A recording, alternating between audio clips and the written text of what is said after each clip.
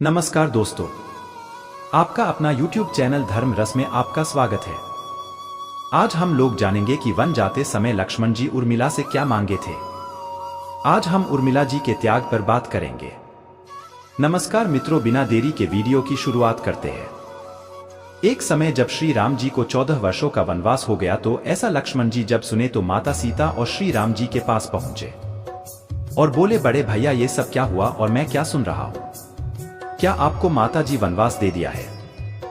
तब श्री राम मुस्कुराते हुए बोले, लक्ष्मण हाँ, सिर्फ वनवास मुझे हुआ है। तब लक्ष्मण जी बोले, हाँ भैया, अगर आपको वनवास हुआ है तो मैं कहां जाऊंगा, मैं भी आपके साथ चलूंगा। लेकिन श्री राम जी सुनकर बोले, छोटे लक्ष्मण, तुम तो सिर्फ उर्मिला की धरोहर हो, मैं तुम्हें अपने साथ कैसे ले जा सकता हूँ? तब लक्ष्मण जी बोले, भैया जब ऐसी बात है तो मैं उर्मिला से बात करके और उनसे अनुमति लेकर बताऊंगा, और जो कुछ कहेगी मैं आपसे आकर बताऊंगा। फिर लक्ष्मण उर्मिला के पास गए और उर्मिला से बोले, हे प्रिया, मैं वनवास जा रहा हूं क्योंकि बड़े भैया राम को वनवास हो गया है और उनके साथ माता सीता वन जा रही है। ही प्रिय, हमें भैया भाभी के साथ वन जाने के लिए अनुमति दे दो। बोलो प्रियतम उर्मिला, तुम्हारी क्या इच्छा है? लक्ष्मण जी के इतना बात कहने पर उर्मिला बोली, हे स्वामीनाथ, मुझे भी अपने साथ ले चलिए क्योंकि मैं भी बड़े भैया राम और दीदी सीता की सेवा करूंगी। इस पर लक्ष्मण जी बोले, बड़ी ना बहुत दुखी है। तुम बड़ी माँ और अपने पिता समान अपने ससुर की सेवा करो और मैं बड़े भैया और भाभी की सेवा उनके साथ रहकर वन में करूंगा। तब बात सुनकर उर्मिला बोली, हे प्रभु, जो आपकी आज्ञा है मैं वही करूंगी। हे नाथ, आपकी आज्ञा का पालन करना आपकी पत्नी उर्मिला का धर्म है। मैं आपकी 14 वर्षों तक दीपक जलाकर आपके आने की आपकी प्रतीक्षा करूंगी। इस पर लक्ष्मण जी सुनकर बोले, उर्मिला, जो हमारे लिए तुम प्रत्याग कर रही हो उसके लिए मैं उसके लिए लक्ष्मण हमेशा उद्ग्रहित रहेगा। लक्ष्मण जी बोले, हे प्रियतम उर्मिला, 14 वर्षों तक तुम्हारी आंखों में आंसू नहीं आनी चाहिए। तुम कभी भी रोयोगी नहीं। तुम्हारी मुस्कुराती हुई तस्वीरें अब हमें विदा करने की इच्छा करो। उर्मिला बोली, हे नाथ, आप बहुत कठिन वचन मांग रहे हैं, लेकिन फिर भी मैं आपकी आज्ञा का पालन करूंगी। श्री रामायण को आज तक हमने अपने और इस समाज ने श्री राम की दृष्टिकोण से देखा, लक्ष्मण को देखा, देवी सीता को जाना, हनुमान के भक्ति भाव को जाना, रावण के ज्ञान को पहचाना, लेकिन कभी यह नहीं ध्यान दिया कि इस रामायण में अगर कोई सबसे अधिक उपेक्षित और अनदेखा पात्र था तो वह थी लक्ष्मण की पत्नी और जनक नंदिनी सीता की अनुजा उर्मिला। जब राम सीता वनवास को जाने लगे और बड़े आग्रह पर लक्ष्मण को भी साथ जाने की आज्ञा हुई तो पत्नी उर्मिला ने भी उनके साथ जाने का प्रस्ताव रखा, परंतु लक्ष्मण ने उन्हें यह कहकर मना कर दिया कि अयोध्या के राज्य को और माताओं को उनकी आवश्यकता है। असीम पतिव्रता थी उर्मिला के उस नवयौवन कंधों पर इतना बड़ा दायित्व डालकर लक्ष्मण चले गए। वह पल, वह जीवन सरिता जो कोई भी नववधु अपने पति के साथ गुजारती है, वह उर्मिला के नसीब में नहीं लिखी गई थी। पतिव्रता स्त्री ने जीवन के चंचल पड़ाव पर भी, अपने पति से दूर रहने पर भी लेशमात्र भी किसी और का ध्यान नहीं किया। यह उर्मिला का अखंड पतिव्रत धर्म था। यह उर्मिला की अवर्णित, अचर्चित, अघोषित महानता थी। उर्मिला के महान चरित्र, अखंड पतिव्रत, स्नेह और त्याग की चर्चा रामायण में अपेक्षित थी, पर वह हो न सका।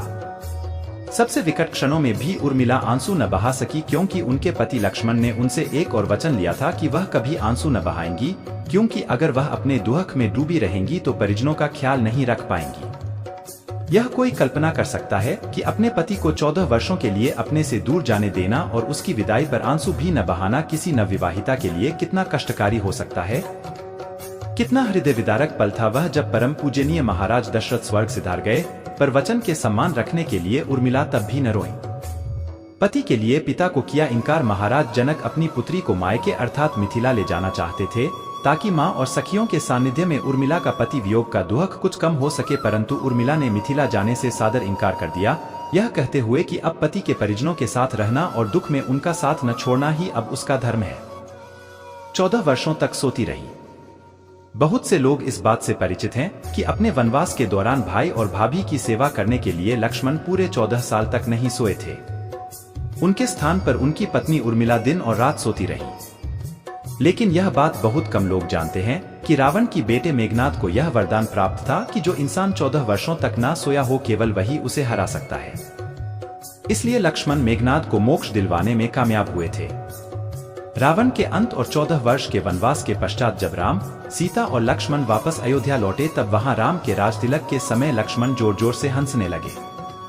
सभी को यह बात बेहद आश्चर्यजनक लगी कि क्या लक्ष्मण किसी का मजाक उड़ा रहे हैं। जब लक्ष्मण से इस हंसी का कारण पूछा तो उन्होंने जो जवाब दिया कि ताउम्र उन्होंने इसी घड़ी का इंतजार किया है, लेकिन आज जब यह घड़ी आई है तो उन्हें निद्रा देवी को दिया गया वो वचन पूरा करना होगा जो उन्होंने वनवास काल के दौरान 14 वर्ष के लिए उन्हें दिया था।